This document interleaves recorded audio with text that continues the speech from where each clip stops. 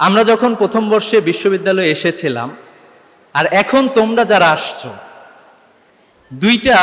দুই ফার্স্ট ইয়ারকে আমরা দেখেছি। এবং আমরা যখন second year, third year, fourth ইয়ারে পড়ি, তখন যারা নতুন আসতো তাদের সাথে আমরা কথা বলতাম। আমরা দেখতাম প্রথম বর্ষে যখন একটা শিক্ষার্থী আসতো, খুবই কনফিডেন্ট থাকতো। সে চিন্তা করতো যে বিসিএস মানে প্রশাসন, এরপরে অ্যাডমিন ক্যাডার অথবা ফরেন অ্যাফেয়ার্স, এই জাতীয় বিষয়গুলো। পড়াশোনা মানেই সে ফার্স্ট হতে চাইতো, ফার্স্ট ছাড়া সেকেন্ড সে চিন্তা করতো না। কিন্তু আমরা দেখতাম আমাদের ওই সময়টাতে আধুনিক একটা দাসত্ব ব্যবস্থা ছিল, যেটা নাম হচ্ছে গেস্ট রুম এবং গণরুম। আমরা দেখতাম যে বিশ্ববিদ্যালয়ের শিক্ষার্থীরা অনেক স্বপ্ন নিয়ে আসতো। আমি ব্যক্তিগতভাবে অনেক কোচিং করাইছি। তো আমরা যখন করিয়েছি, আমরা দেখতাম যে একজন আসতো, কথা বলতাম তার সাথে, দেখতাম যে তার অন্যরকম একটা কনফিডেন্স। কিন্তু দু একদিন সে যখন গেস্ট রুমে যাইতো, গেস্ট রুম থেকে বের হওয়ার পরে এই যে তাকে নানাভাবে মানসিক টর্চার করা হইতো, এরপরে দেখতাম যে তার কনফিডেন্সটা আস্তে আস্তে একবারে ডাউন হয়ে যেত। আমরা দেখতাম যে সে কনফিডেন্সটা হারাই ফেলছে। আলহামদুলিল্লাহ, আমরা অনেক সৌভাগ্যবান। ইসলামী ছাত্র শিবির সব সময় স্বপ্ন দেখত যে বিশ্ববিদ্যালয়ের ছাত্রদের যে অধিকার হরণ করা হয়েছে, আমরা সবাই মিলে সে অধিকার ফিরিয়ে নিয়ে আসার চেষ্টা করব। আমরা সবাই মিলে চেষ্টা করেছিলাম। দেখো, এর আগেও অনেকে অনেক চেষ্টা করেছে, কথাবার্তা বলেছে। এমন একটা সিস্টেম ছিল যে সিস্টেমের বিরুদ্ধে কেউ অবস্থান গ্রহণ করতে পারত না। কিন্তু আমরা এটা জানি, যখন আমাদের শিক্ষার্থীরা ঐক্যবদ্ধভাবে প্রতিরোধ গড়ে তুলেছিল, তখন আর কেউ আমাদের সামনে তাকাইতে পারে না, কেউ আমাদের সামনে দাঁড়াইতে পারে না। আমরা দেখছি বড় বড় ফ্যাসিবাদী শক্তি, অনেক কিছু আছে, তার সারা দেশে অনেক কিছু আছে।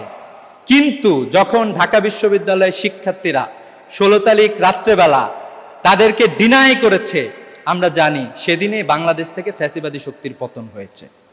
এবং আমরা বিশ্বাস করি সেদিনেই বাংলাদেশ থেকে গেস্ট রুম, গণরুমে কবর রচিত হয়েছে। এবং আমি ধন্যবাদ জানাই বিশ্ববিদ্যালয়কে। বিশ্ববিদ্যালয়ের সাংগঠনিক সম্পাদক বলেছে, এই বিশ্ববিদ্যালয়ে যদি কেউ গেস্ট রুম প্রতিষ্ঠা করতে চায়, ইসলামী ছাত্র শিবিরের রক্তের উপরে দাঁড়ায় গেস্ট রুম প্রতিষ্ঠা করতে হবে। ইসলামী ছাত্র শিবির তোমাদের সামনে ঢাল হয়ে দাঁড়ায় থাকবে ইনশাআল্লাহ। আমরা এই প্রত্যাশা রাখতে চাই।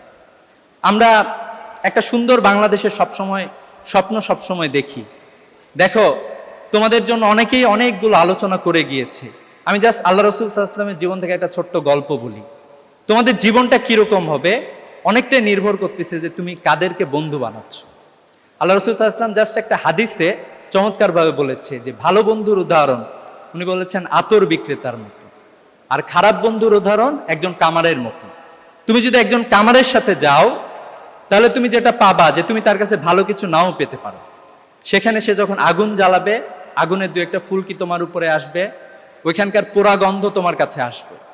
কিন্তু তুমি যদি একজন আতর বিক্রেতার সাথে যাও, মাঝে মাঝে অন্যকে আতর দেওয়ার পাশাপাশি সে তোমার হাতেও আতর দিয়ে দিবে। যদি নাও দেয়, তারপরেও তুমি তার কাছ থেকে সবসময় একটা সুঘ্রাণ পাবা। তো আমি তোমাদেরকে বিশেষভাবে বলবো যে তোমরা ভালো মানুষদের সাথে থাকার চেষ্টা করবে। দেখো, বিশ্ববিদ্যালয়ে অনেক ফার্স্ট ইয়ার এসেছিল। আবরার ফাহাদকে যারা খুন করেছিল, আমি জানি তারা এই নটর ড্যাম সহ ভালো ভালো কলেজ থেকে এসেছিল। তাদের ম্যাচের বন্ধুরা বলেছে এই ছেলেটা সবচেয়ে ভালো শিক্ষার্থী ছিল।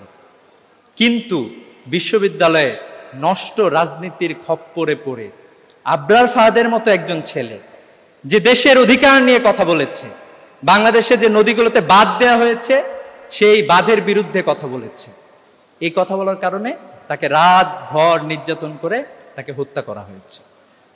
আমরা দেখলাম যে এই যে ইন্টারমিডিয়েটে খুব ভালো ছেলে ছিল, সেও এই হত্যার সাথে জড়িত ছিল। আমরা এরকম একটি নষ্ট রাজনীতি আমরা পেয়েছিলাম। আমরা বিশ্বাস করি যে আমরা তোমাদের কাছে একটা ক্যাম্পাস দিয়ে যাচ্ছি। আমাদের একটাই স্বপ্ন, আমরা অনেক কিছু পারি নাই, আবার অনেক কিছু পারছি। তোমাদের কাছে এই ক্যাম্পাসটা রেখে গেলাম। তোমরা কি আরেকটু সুন্দরভাবে আমাদের ক্যাম্পাসটাকে সাজাই দিতে পারবা না?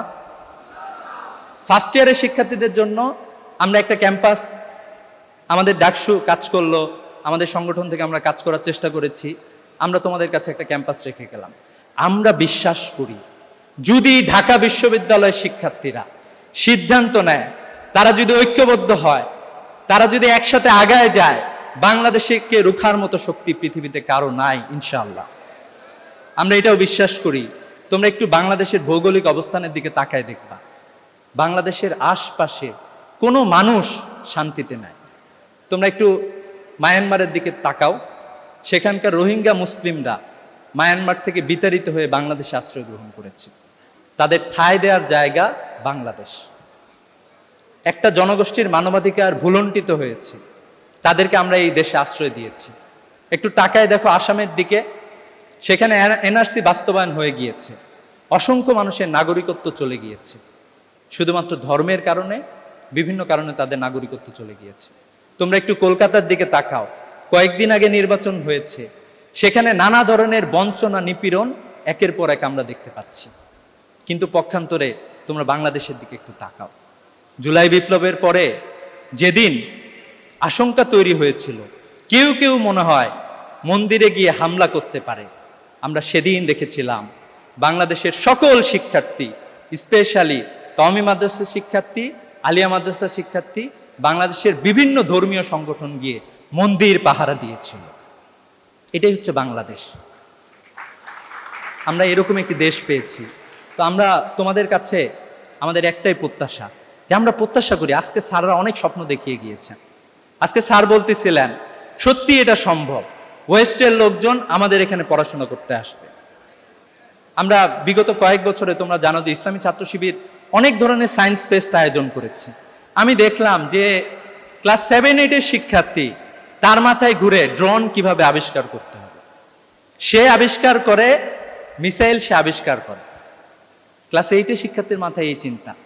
আমি দেখলাম যে আমাদের প্রতি বছর যে প্রোগ্রামগুলো হয়, অনেক অসংখ্য ক্রিয়েটিভ তরুণ আমাদের আছে, কিন্তু এটা হচ্ছে আমাদের নেতৃবৃন্দের, আমরা মনে করি তাদের হটকারী সিদ্ধান্ত, তাদের অদূরদর্শী আচরণ, এই ধরনের ক্রিয়েটিভ তরুণদেরকেও আমরা ঠিকঠাক মতো স্পেস দিতে পারি না।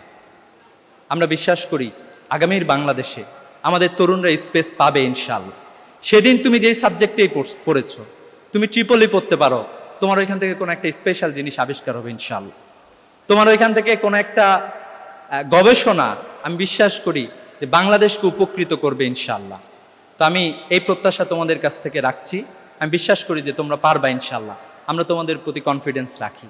আরেকটা ব্যাপার, এই ক্যাম্পাসে আমার ব্যক্তিগতভাবে অনেক সুযোগ হয়েছে। ফার্স্ট ইয়ার আসলে আমি সবার সাথে কথা বলতাম, কথা বলতে আমার ভালো লাগতো। কত মানুষের কত গল্প যে শুনছি, অনেক মানুষের অনেক গল্প, এক একজন শিক্ষার্থীর করুণ করুণ ইতিহাস, গল্প তার আছে। এ সকল গল্প শুনতে গিয়ে আমি দেখেছি যে অনেক শিক্ষার্থী অনেক কষ্টের মধ্য দিয়ে যায়। আমি তোমাদেরকে বলতে চাই, তোমাদের যে কোনো কষ্টের জন্য, তোমাদের কষ্টের কথাগুলো শোনার জন্য ইসলামী ছাত্র শিবির সবসময় তোমাদের সাথে আছে। তোমরা কোনো সংকটে পড়লে তোমরা আমাদেরকে বলবা, তোমাদের কষ্টের কথাগুলো আমাদেরকে বলবা, সর্বোপরি আল্লাহ তাআলাকে বলবা, কারণ আল্লাহ তাআলা বলেছে ফাসকুরুনি আসকুরুকুম, তোমরা আমাকে স্মরণ করো, আমিও তোমাদের স্মরণ করব। আল্লাহ তাআলা এটাও বলতেছেন, উনি সবকিছু স্রষ্টা। উনি বলতেছেন যে ওয়াইজা সালাকা ইবাদি আন্নি ফাইন্নি করিবুন উজিবু দাওয়াতাদ দাঈ ইযা দান। ঠিক আছে, আমার বান্দা যখন আমাকে ডাক দেয়, তখন আমি তার ডাকে সাড়া দিই, আমি তার ডাকে জবাব দিই। তো এই জন্য আল্লাহর সাথে আমাদের সবসময় কথা বলার সুযোগ আছে।